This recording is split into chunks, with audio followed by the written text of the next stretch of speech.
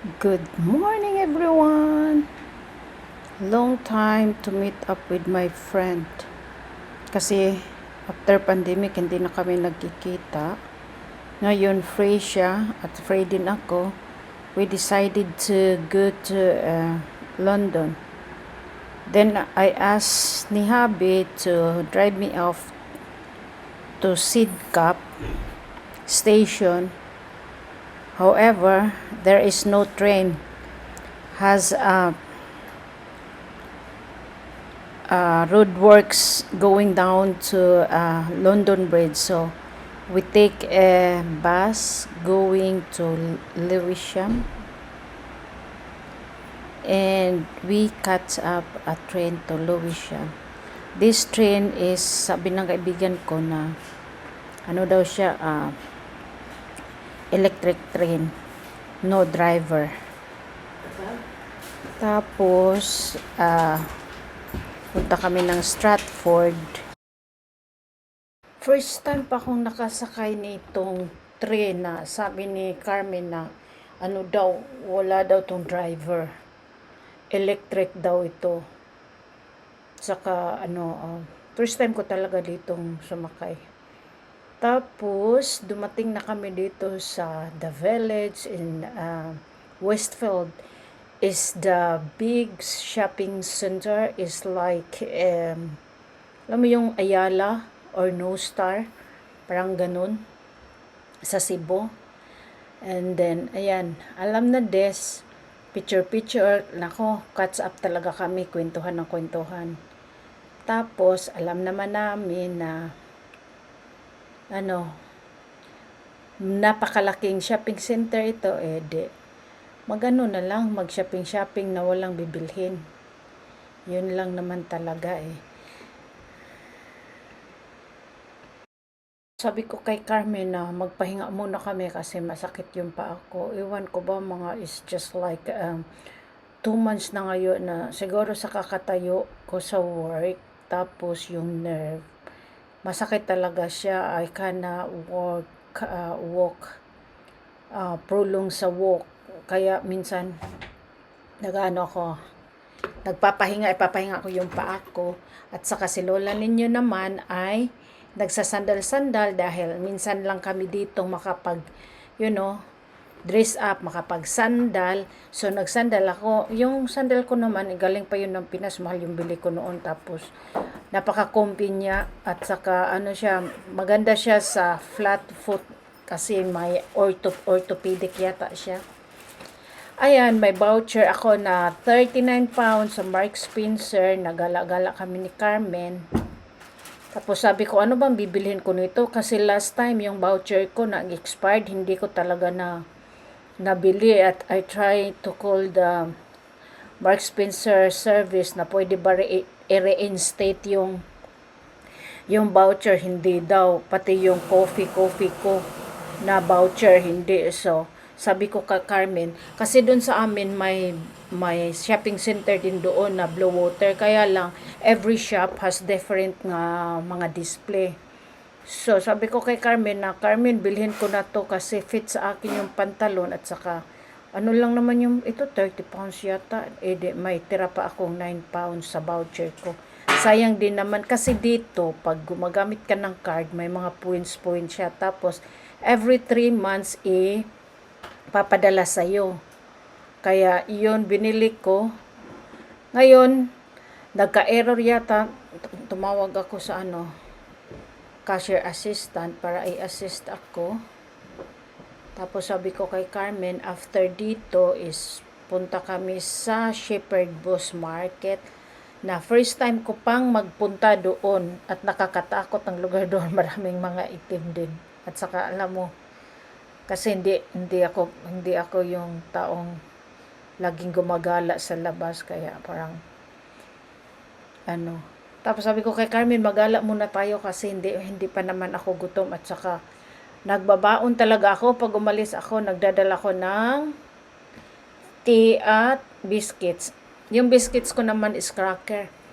Ayun, sabi ko sa kanya, napunta muna tayo ng Gap kasi Gap shop, hanapan ko ng shirt yung anabs ko. Kasi mahirap siyang hanapan ng shirts na fit sa kanya eh. At saka, it's attract me, itong dress na to, ang mahal, Diyos ko po, in peso is like 8,000 or 9,000 pesos because 105 or like 80 kasi, 82 yata, so mga nearly 8,500 yung dress na yan. Sabi ko kay Carmen, I'm really wise to go shopping clothes. I will buy a clothes which in end of sale na talaga para for the next summer. Saka ang dami kong abubot sa bahay na dapat ko nang magbawas. Papadala ko sa Pilipinas kasi marami pa yung mag-benefit doon kaysa ibigay ko sa charity dito kasi magaganda pa naman yung mga good condition pa yung clothes ko at saka mabenefit pa din yun sa pamilya ko. Kaya lang ita-timing ko lang na baka pag umuwi ako 3 months before ako uwi para sabay kami sa box na ipapadala ko.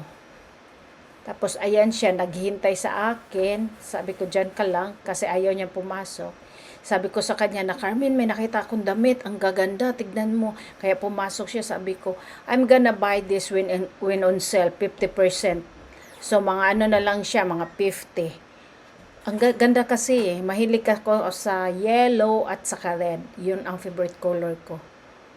Kaya, alam ko na kung anong size nitong dress na to. When it's on sale, I'm gonna buy it. But not now. Maybe in autumn time na. Isi-sale kasi nila yung mga damit sa summer pag autumn na eh. Kasi lalabas naman din yung pang autumn clothes at pang winter. Iba kasi dito, 4 na season kami dito. May spring, summer, autumn, and winter. Kaya, hindi na ano yung damit mo. Kasi bihira mo lang isusuot. Nung pagtingin ko pa lang sa price, naku po, nahihilo talaga ako sa price. Ngayon, papunta na kami sa Shepherd Boss Market. Dito naglalakad kami, papunta doon. First time ko kasi.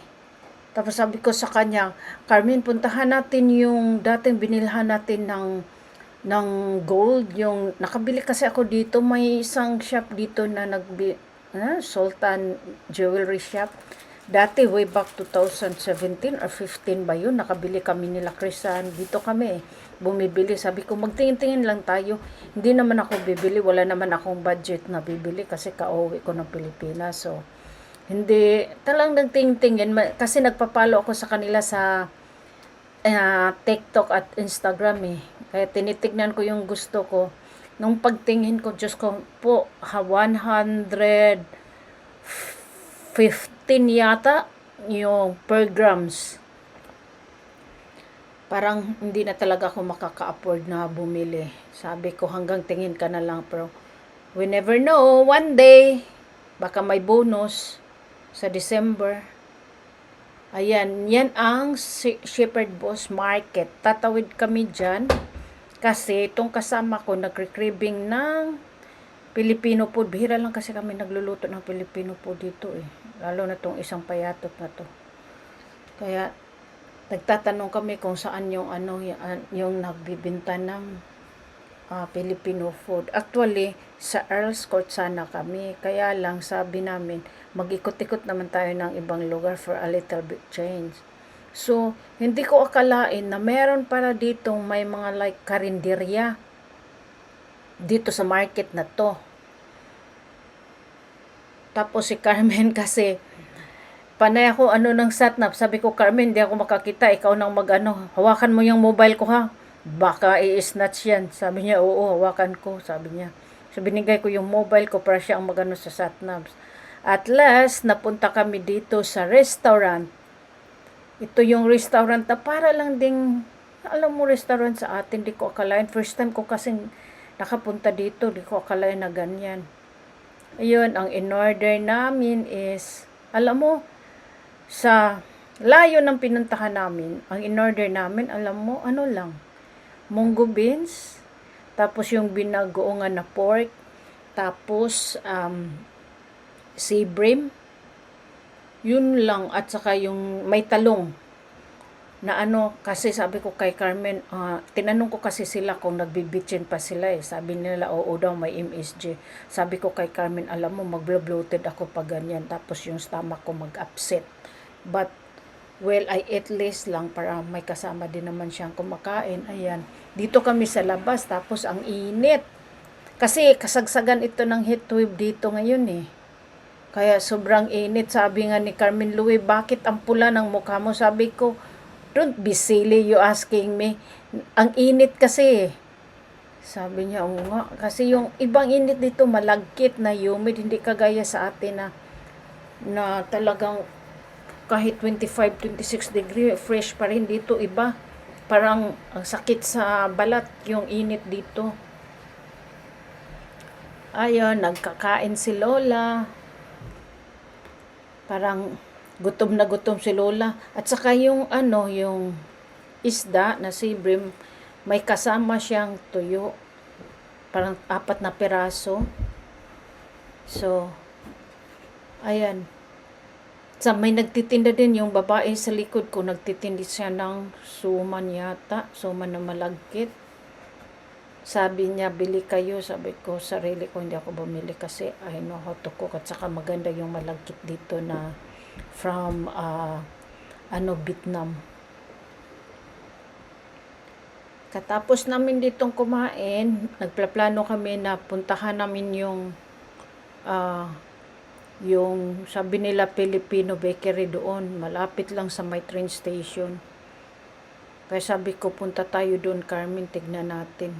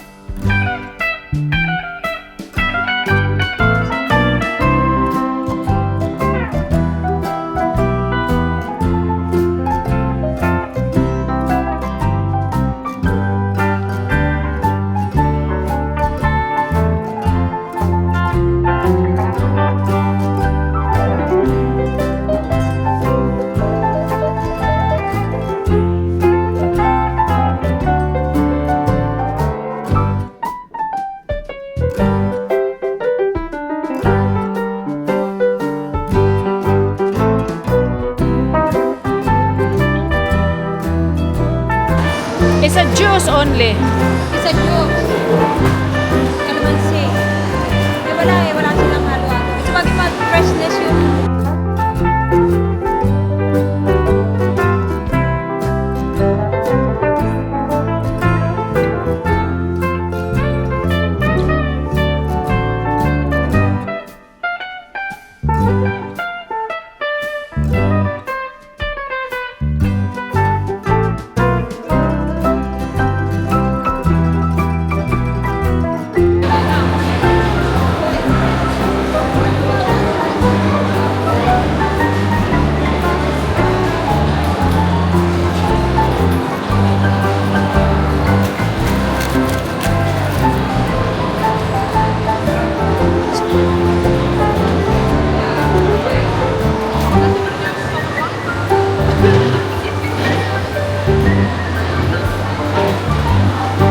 Sumusunod ka pala.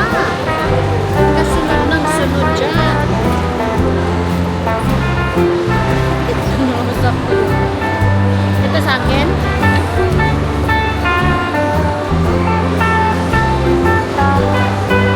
kalamansi.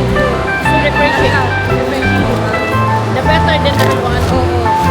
Kasi hindi siya matamis. Yeah. Ito nakukuha ni Jane.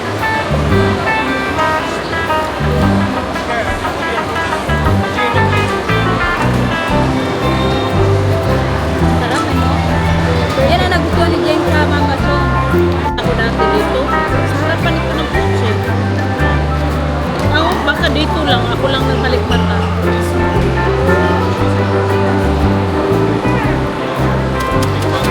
Kain, Carmen. Ang sarap. Tingnan mo ngayon ang dami ng tao, no? Dati may vintage clothes. Ayan, vintage clothes yata. May nagbibitang vintage clothes dati Talaga? dito. Alam mo, Ang sarap pag mag-chill out ka lang ganito. Upo ka.